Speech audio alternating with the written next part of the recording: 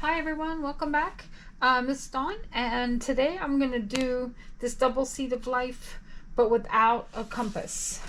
In my previous video, I had used this compass, and I think I mentioned that. And one of the commenters had asked me if I could do it without that, and absolutely. This process is similar if you don't have a compass or you want to use a can of soup for a circle. I pulled out a couple templates that I have. Both for my stash and both quite old, but I think you can probably pick up this green one just about anywhere. You know, office supplies are sold. I think I got this one at Hobby Lobby. This one's a Fiskars, and I'm using the 4-inch circle, but that's because I've got a bigger book. My book is 9 by 12, but your book or your paper, it doesn't matter what size paper you use. What the first thing you want to do is you want to find the center of your page, and that's easiest done by just taking a big old ruler and finding the cross in the middle. Now, could I just cross here in the middle? Sure, but I just find it easier to do that. Okay, like I said, this is a 4-inch circle, but you could easily use any of the other sizes. The only thing I don't like about this hard stencil like this is that when you go to lay it down, if there's an unevenness in your paper, it really kind of pushes on it, where this lays nice and flat no matter what this is doing over here, you see. But I'm going to go ahead and still do this one just because it's the same, and just going to make it work. So then you want to just kind of, the goal is to kind of center it up. Oh, I forgot, my bad, one more step.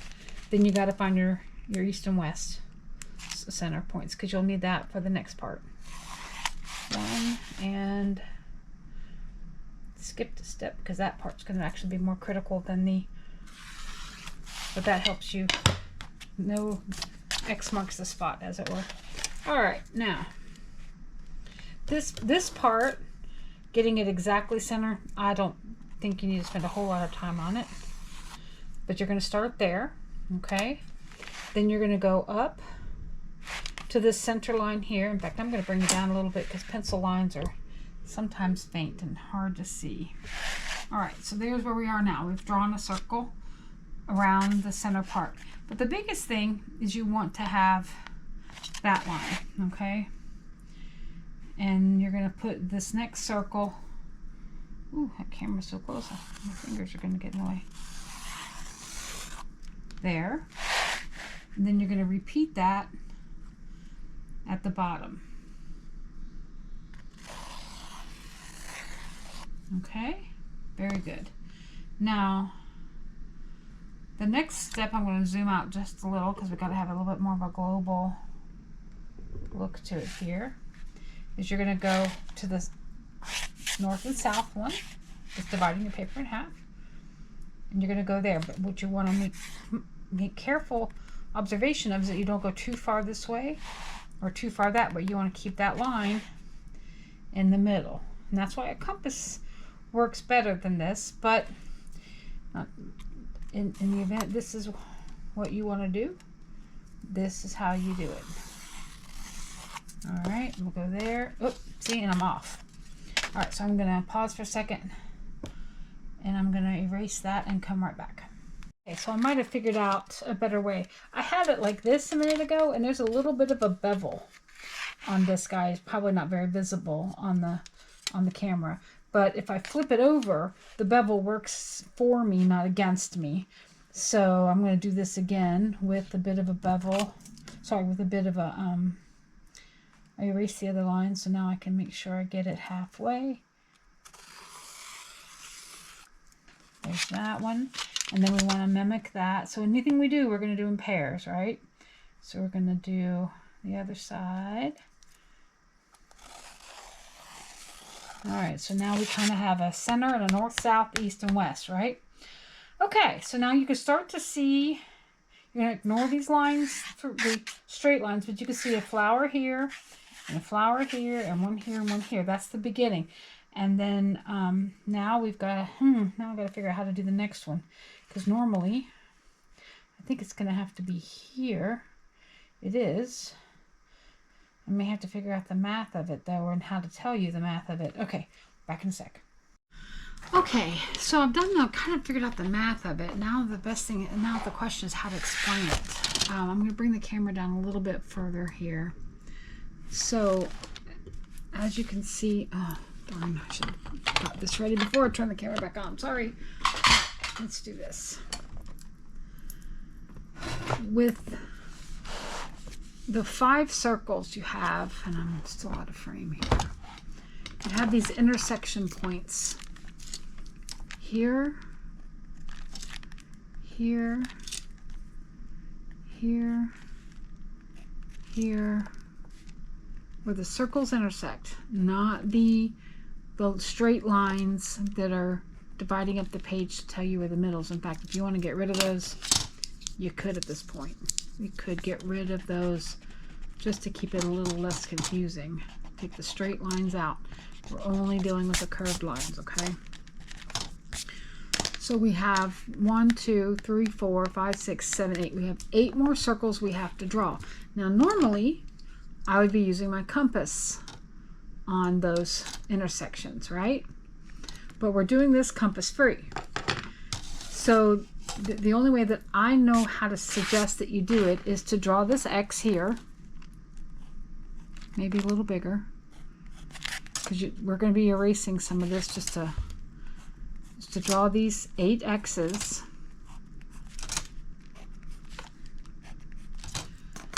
And now you take your template, your whatever you want to call this, and you're going to position that X in the middle best you can. Now, can you get out a ruler and measure and go, okay, 2, and yes, of course you can. But ultimately, oh, you know what I just realized? I figured out how to line it up. Look, that X has got to line up with this one right here, this one right here. So when I'm drawing the circle around this center point, this intersection should be on the far left side. I'm going to say it again.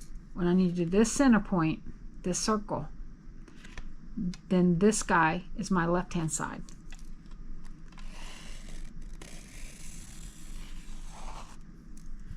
Okay, so there's one. Now I'm going to go up here and do this one, and I think this guy is going to be, yep. So now I'm going to line up. So I'm going to put this guy in the center. You got to fiddle with it a little bit. Wait. Yeah, that's how that works. My circle didn't complete though. My pencil skipped. All right, so now we're going to go up to him. We're going to center him in the circle, and then make sure this top line is on that guy. So if we are centered,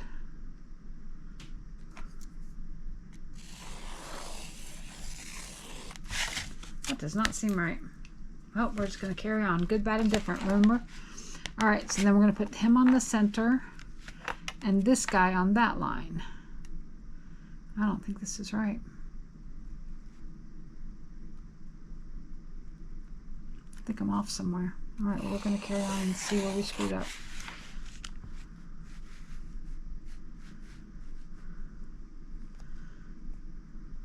I know that has to be the center, because that's where I'd put my compass.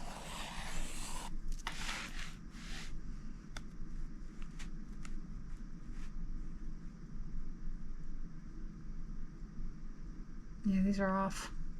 Drat. This is the challenge of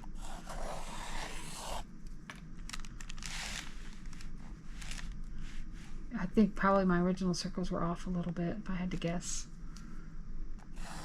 And that's creating a little bit of a irregularity in my center, or in my inside flower. Okay, there's all 8. Oh, missing one here. Did I not do this one? I didn't do that one.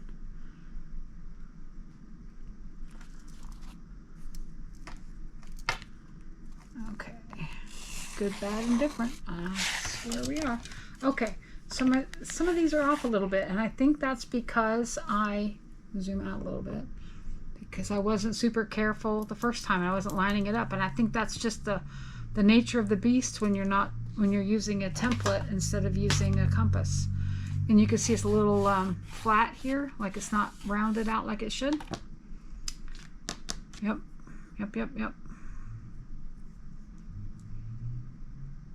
I may erase and start over.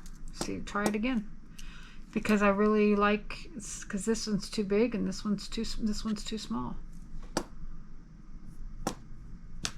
All right, I'm gonna erase and start over. In fact, I may not even post this part of the video, or I might, just so that you can see how it can very easily go wrong. But you can see the pattern.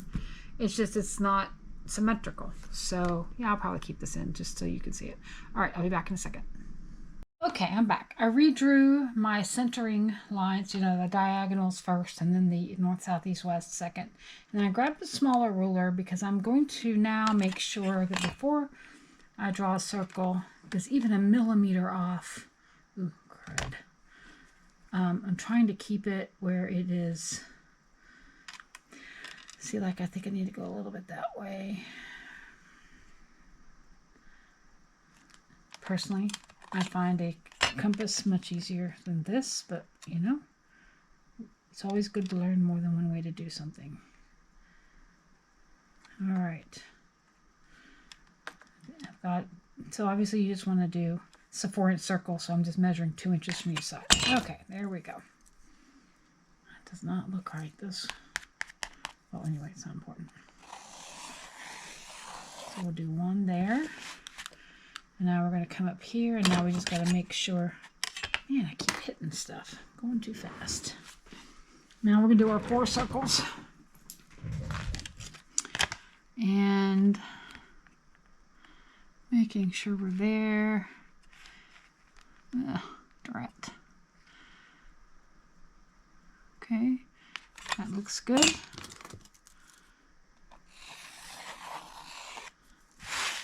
There.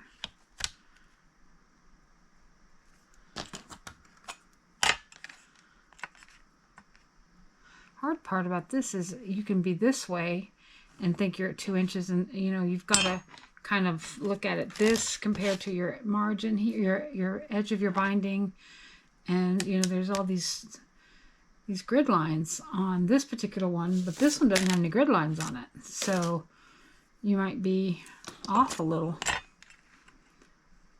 but it'll get you close. And then depending on how far off you are, your flower could be off a bit. Your double seed of life. Okay. Making sure. See, I'm lining this grid up on this line here. That's what I'm doing to make sure I'm on it's centered properly. See, now this is too high. I got to scooch down. Still a little too high. And if you have to stand, so you can look over it really well and see what you're doing, stand. Oh no, I'm really off now. What was I seeing?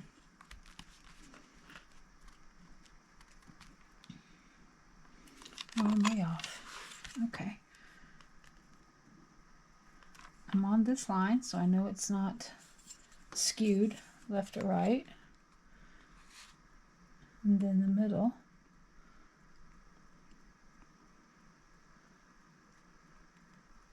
That's 2 inches there. But I'm gonna come down here. Is that 2? Okay, that's 2. Okay.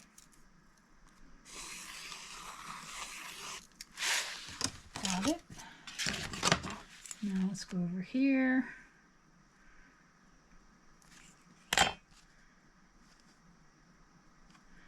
I thought I could eyeball this a little easier. Turns out, no. I was way off on my first one. All right, that looks good. Now let's just check the top one to make sure we're... It's a little high, actually. There we go. All right, so there's our 4. 1, 2, 3, 4 around the middle. Now let's mark our intersections. 1, 2, 3, 4, 5, 6, 7, 8. All right, now let's start with this one down here in the bottom right. And what we want is to make sure this guy is about 2 inches.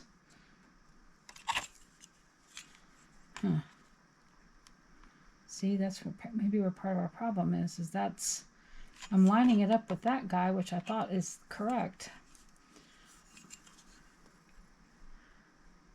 Okay.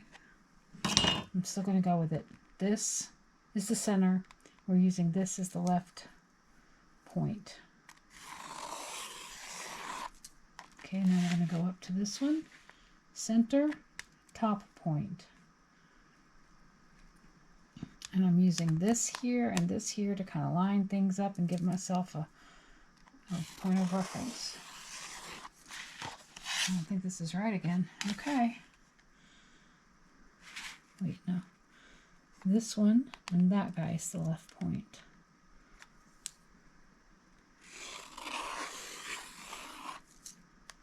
Did I do that one? I skipped that one again. Silly me.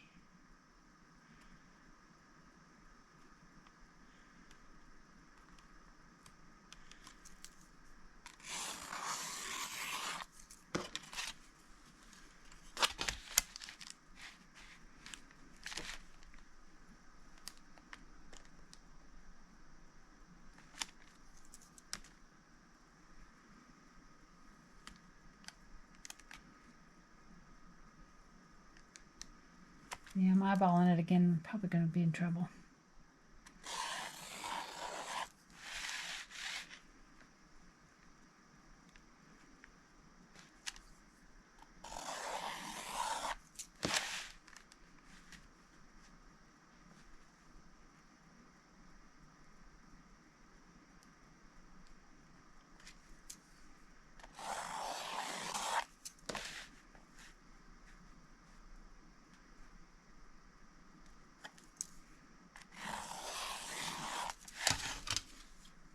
Okay,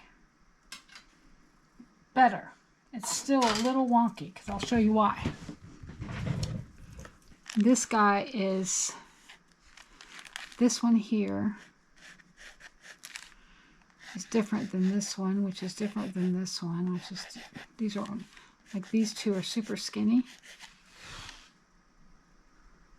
The outside rings are working, it's the inside flower that's not. So this row, this row, this row, this row looks pretty good. This row isn't bad. And then this big flower, the one I did before, the orange flower, but it's the red flower that is, oop, well, for heaven's sakes. It's the red flower, pardon me for the big junk, it's not working out so well. And I mean, you can still do this. Absolutely, you can still do this. But as you can see, it's just not going to give you that red flower. Because, oh, I think I'm missing one. 1, 2, 3, 4, 5. Yeah, it gets lost. There's a really tiny one here. There's a tiny one here, and then a big one here, and a big one here, and a big one here. It's because that's your red flower right there. I don't know if you can see that. And that's my second time trying it, and I thought I was doing a little bit better job, but it doesn't intersect properly. Does it still look good? It does. Could you leave the red flower out? Could you just start with the big... let me kind of show you what I'm seeing. Could you just do...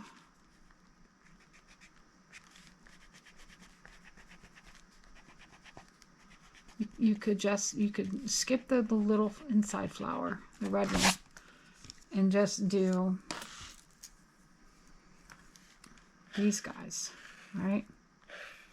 If your red flower didn't turn out. And just start with the orange, for lack of a better example. And and just paint the whole thing. So you would not paint any of this different. You would just paint this whole leaf. And that's what I think I'm going to do. I'm going to erase some of these lines, these guidelines, these, you know, the lines that we did to find the center of the page. And I'm just going to show you what it looks like, because to give up is just to admit defeat, and I refuse.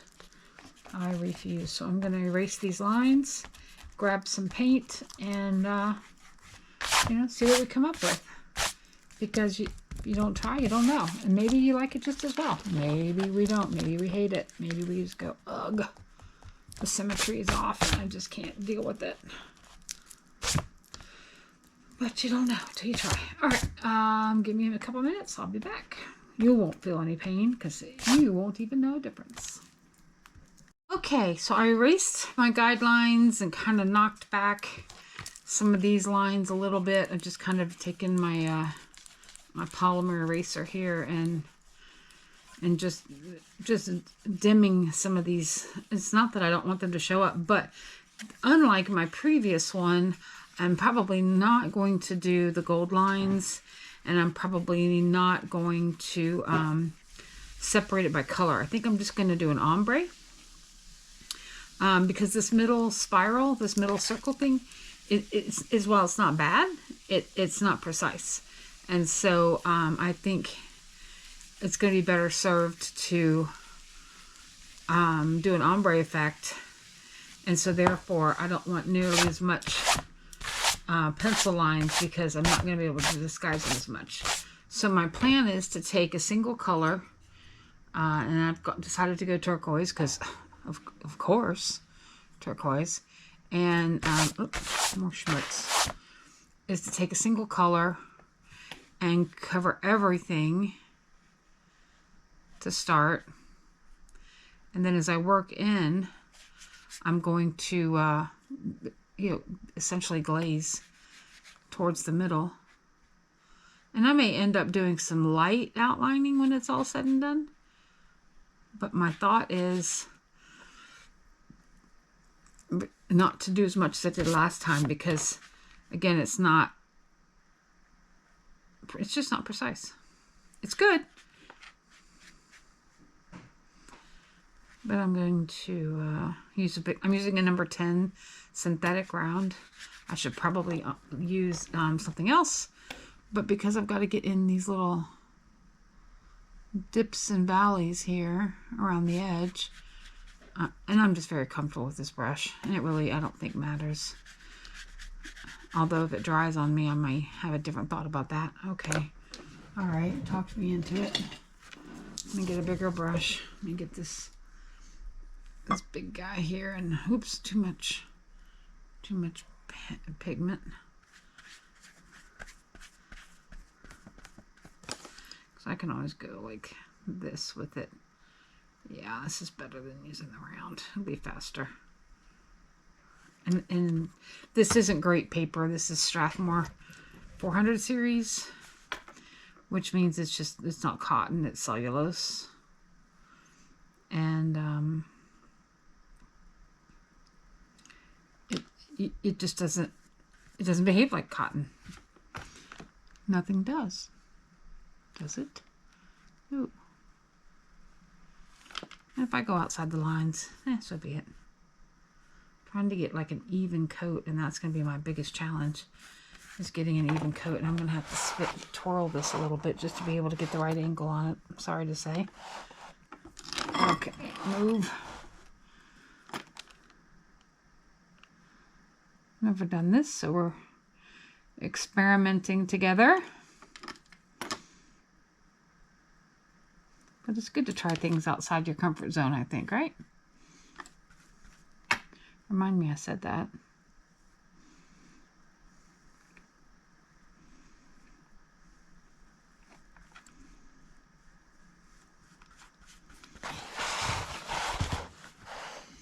Okay, we'll get layer 1 down and give it a dry.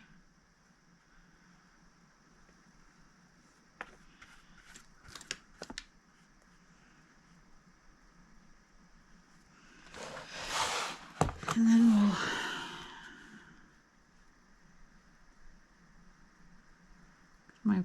is to do each subsequent layer in a glazing as you go inward. And then the middle is just going to be ish, you know. Now I'm just trying to make sure I've got a consistent layer all over, and I don't know if I'm helping or making this worse by doing it this way, but it's a practice book, right? Probably should have done a wet on wet technique on this, now that I think about it. Oh well, should have thought of that earlier.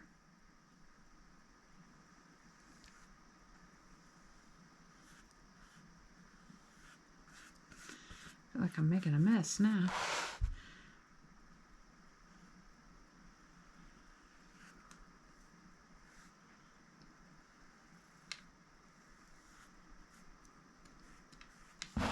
Alright, let's see how that dries, and then we'll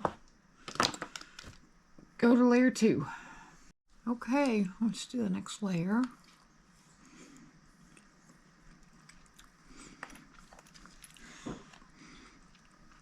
Hope I'm not going to regret using this brush for the next layer. Maybe I'll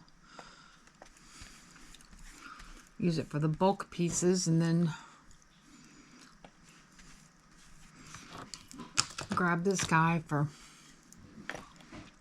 the detail work.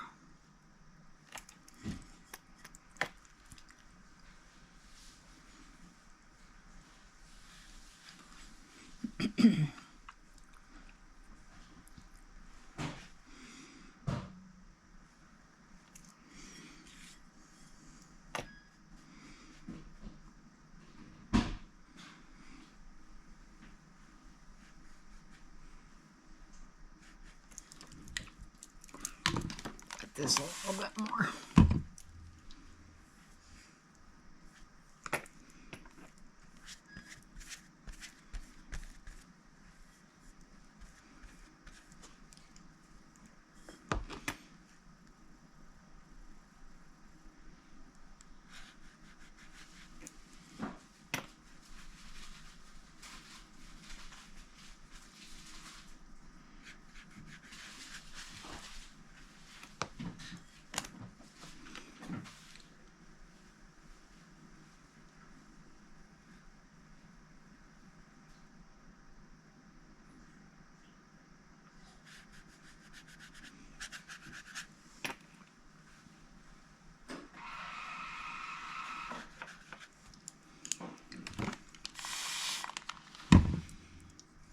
I'm not trying to darken the paint necessarily for this.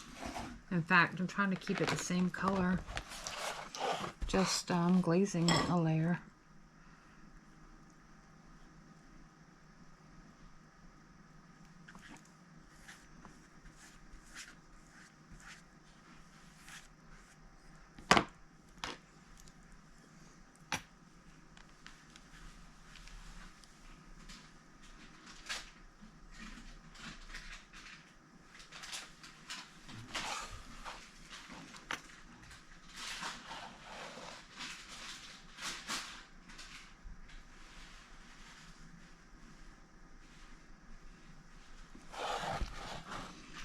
Really glad I erased some of those pencil lines.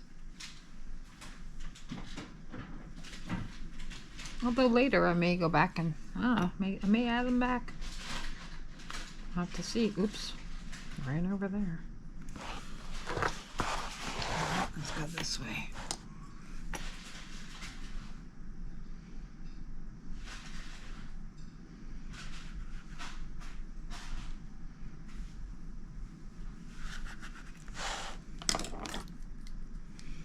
This is a big old 2-inch brush. Nope, just a 1. Just kidding. Why did I think that was 2?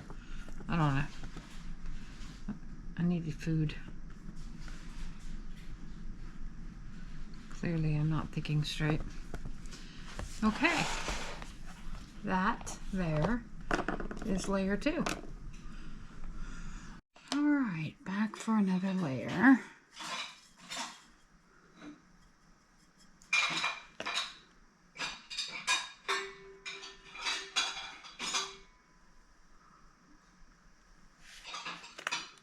And you're not probably able to see too many of the pencil lines from the from the pattern, but I can see them, and I guess that's really what matters at this point. But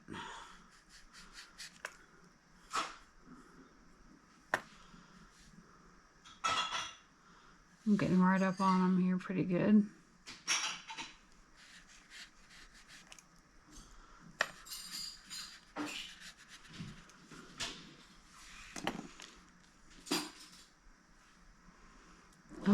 Don't think I mentioned this earlier, but I'm using a number 10 squirrel, synthetic squirrel. It's by Skoda. It's my favorite brush. I use it all the time.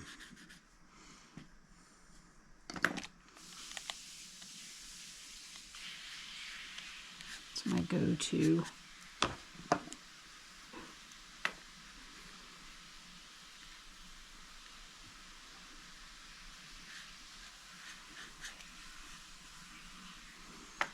Never done an ombre on this pattern, but let's see how it turns out. Hopefully it'll turn out pretty good.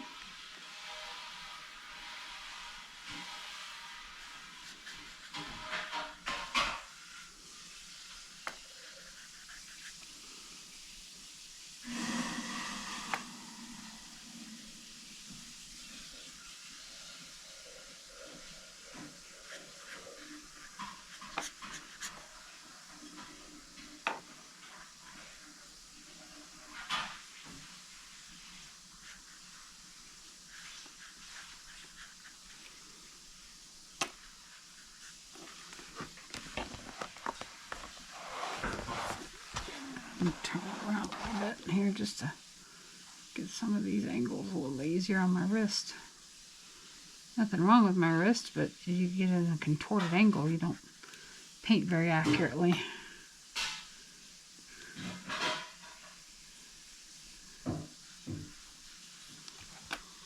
Okay, layer 3.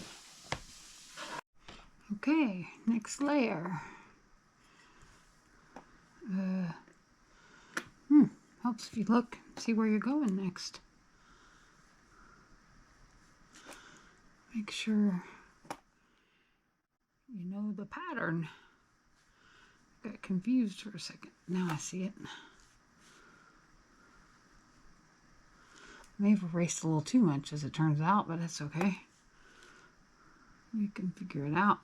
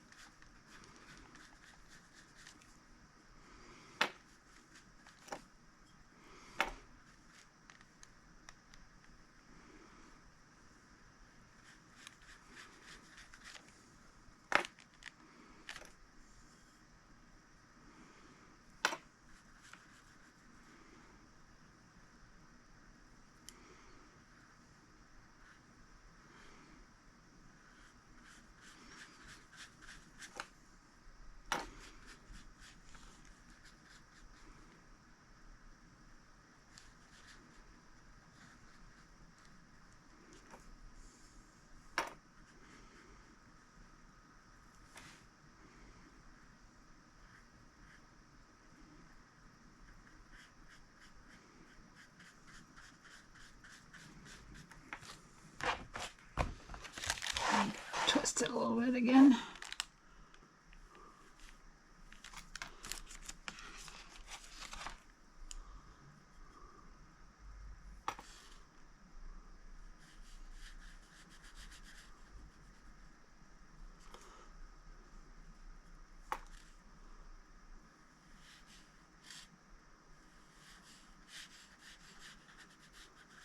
My last pattern was like a free form, freestyle.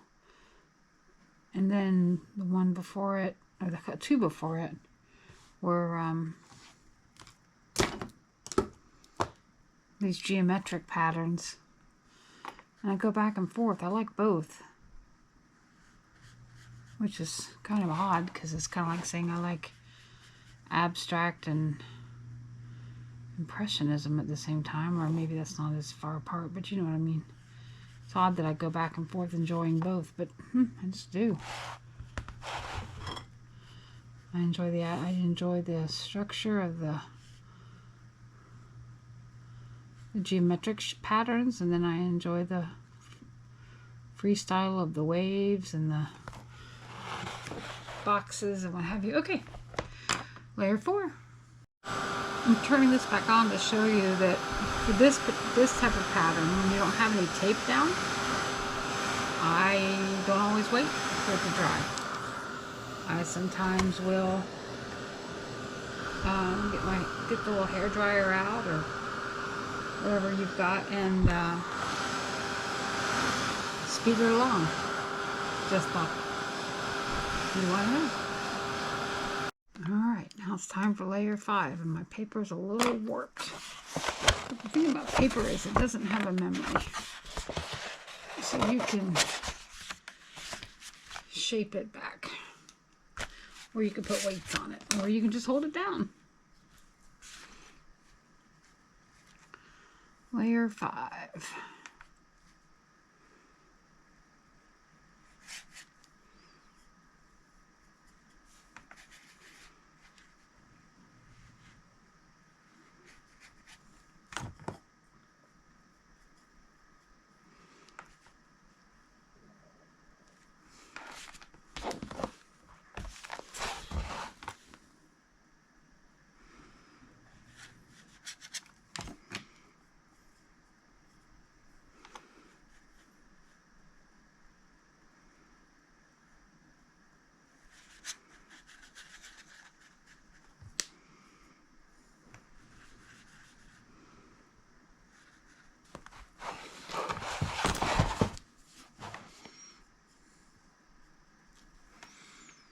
So you can see that even with imperfect geometric patterns, you can find ways to not disguise the imperfections, but certainly not play them up. And even if you decide to do that interior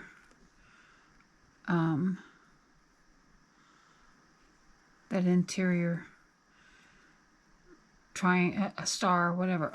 Gosh, I can't talk. You can just fix it, make it be right, you know. Once you get down to this part, nobody's going to be able to see the lines, and you can kind of just draw it in the way it's supposed to be if you want. I still haven't decided what I'm going to do about that last layer, because it's technically 7.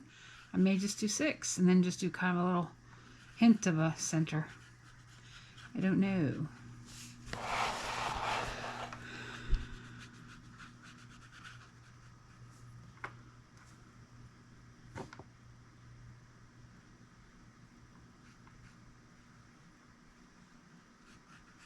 Okay, that would be layer 1, 2, 3, 4, 5. Layer 5's done. Alright, I'm really having a hard time seeing this 6th layer, so I'm gonna get started on it. And I may decide to, okay, one of the things I'm gonna do right now is I'm gonna kind of mark the center. I think it's right here. It'll just kind of give me something to aim towards, you know?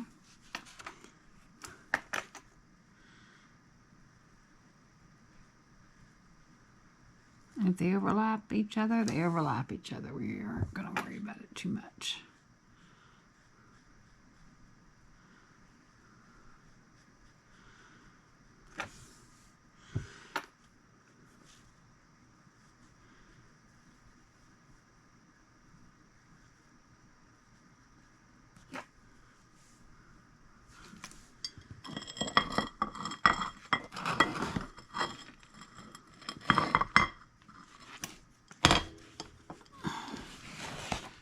Why is it I never have my stuff where I need it? Okay, that's too much of a tilt. All right.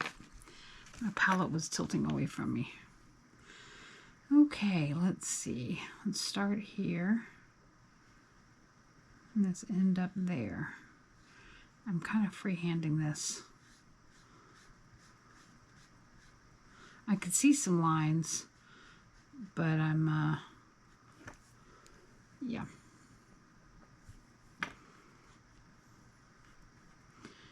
because they're all going to come to these little tips right here. So as long as you follow that, this right here, down to the middle, you'll be good.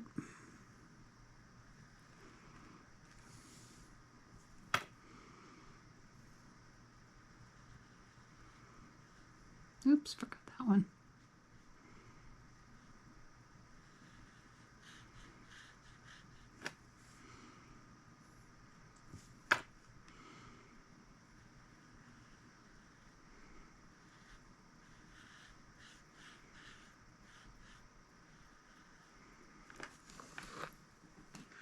May have to go over these with a little darker pigment because it's looking like either that or I didn't let my previous layer dry enough.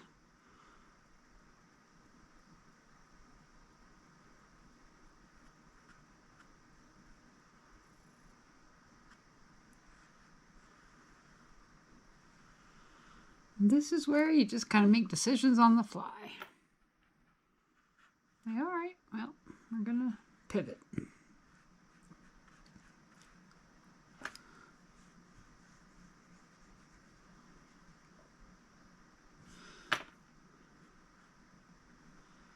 I'm grabbing a little bit darker pigment, as you can tell, but then I gotta go back and make the other ones match, which is gonna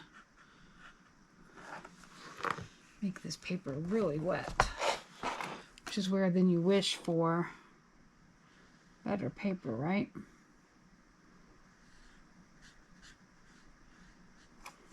Great.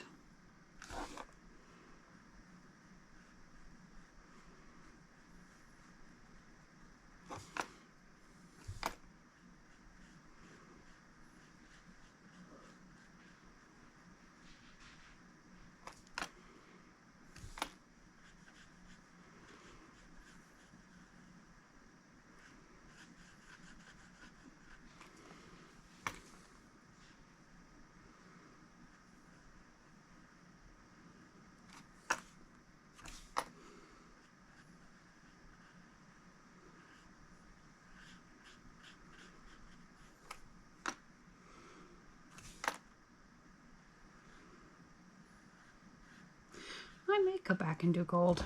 I was thinking earlier I wouldn't, but now I'm thinking it might be nice. Kind of finish it off.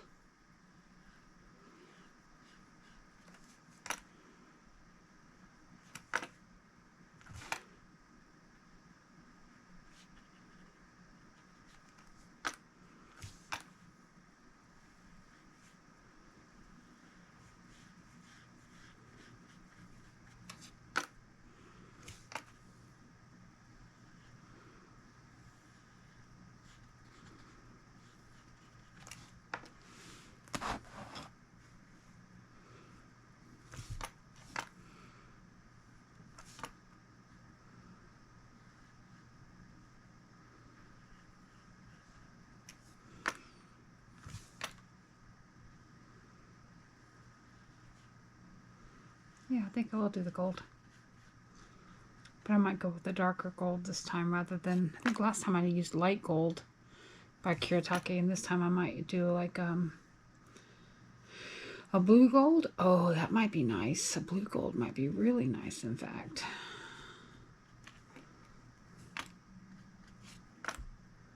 To go with this turquoise color.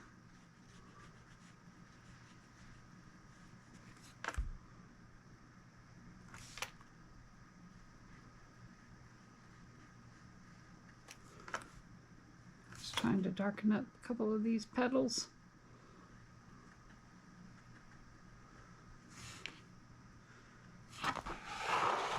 Yeah.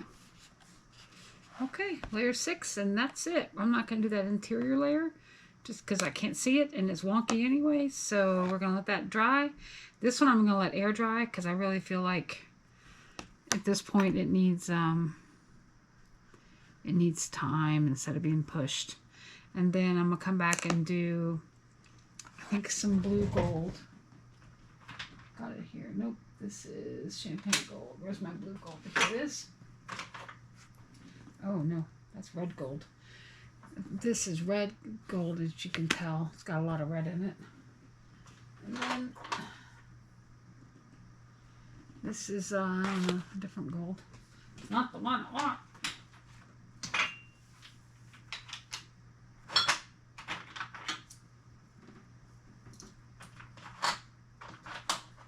One moment, please. Okay, this one is blue gold and this one is yellow gold. So I'll decide which one by the time we get back, by the time this dries, but I'm leaning towards the blue gold because I haven't tried it yet. And this is, yeah, probably what we're going to do.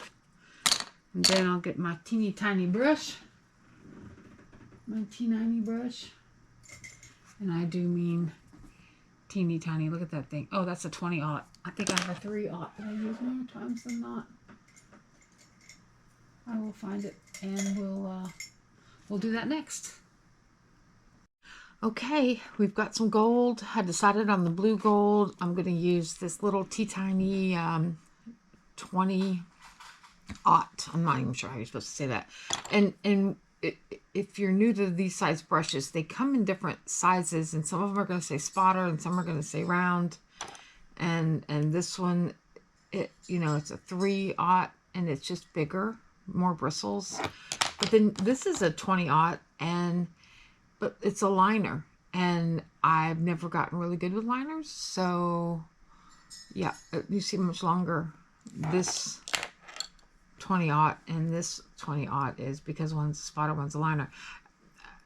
These are from Hobby Lobby, Master Stitch. I wait till they go on sale and then I just buy them and I have them around because I never know what I'm going to want to use in any particular moment. But this is a really tiny detail brush, obviously.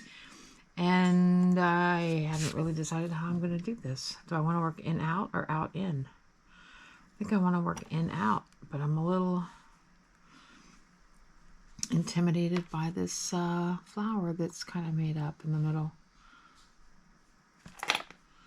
And the trick for me to get the gold to look nice is just to go in like in a skipping fashion, she says, as she now goes. That doesn't look so great. I'm not sure if you can see that or not. And I just get it super tiny.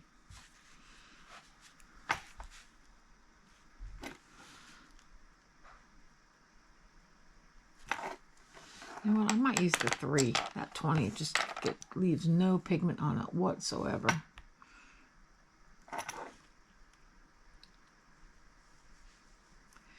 This is the 3, right? Yep.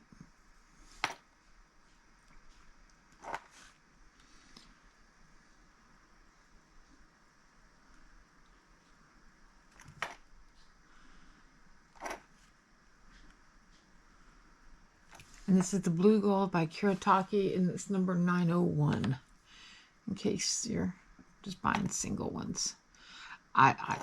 You know, there's going to always be a debate about what gold's the better gold, and I think it just is project specific. I don't think it really matters. Use what you've got.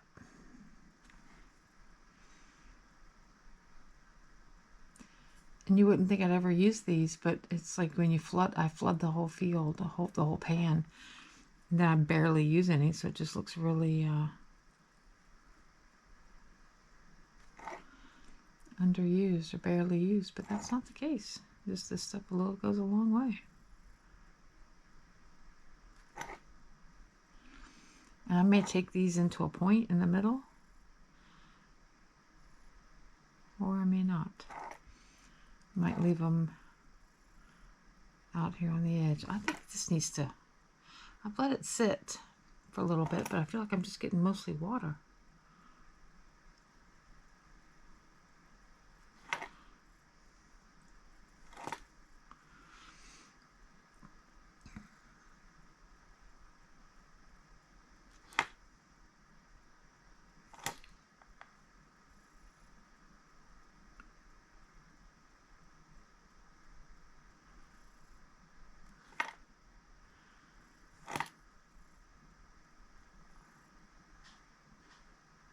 Yeah, decided I'm going in.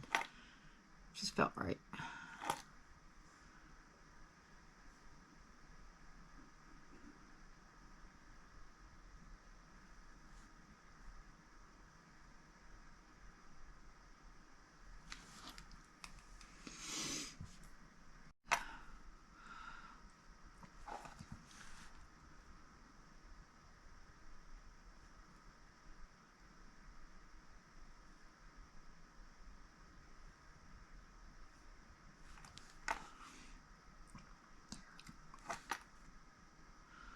What I may do, since I've already done this in one other video, is I may time lapse the rest of this. I don't typically throw things into time lapse, but it's just a repeat of what I've done before. If you want to see the process, you can go the other videos out there where I did here. Oops, this one. And that way you can kind of see my thought process and how I, but it's really, it's outlining. It's not rocket science, it's just outlining.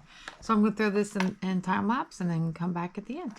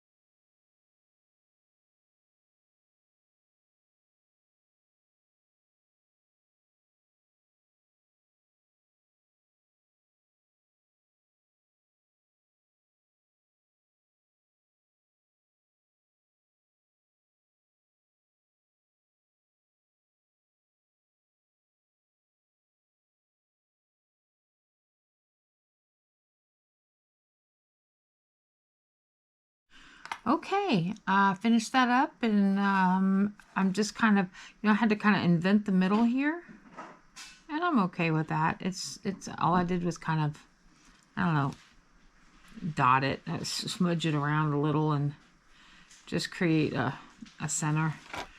It's not super defined, and I'm okay with that because I'm just trying to hide the sins that are the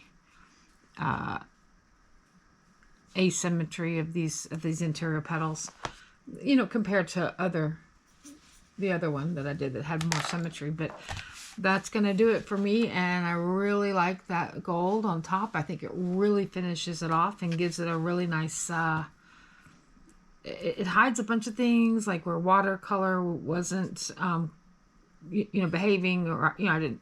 And then here where my circle isn't quite right, I went a little, I overlined it here, if you will. So the gold really helps kind of finish it up. But it could have been a black marker. It could have been a gold gel pen. It could have been white. It doesn't have to be gold. I just happen to think the gold kind of makes it. I'm in my gold era. I make no apologies. I'm in my gold era. It's just the way, it's just who I am. Anyway, that's it for this time. Thanks for stopping by, and we'll see you again next time. Bye-bye.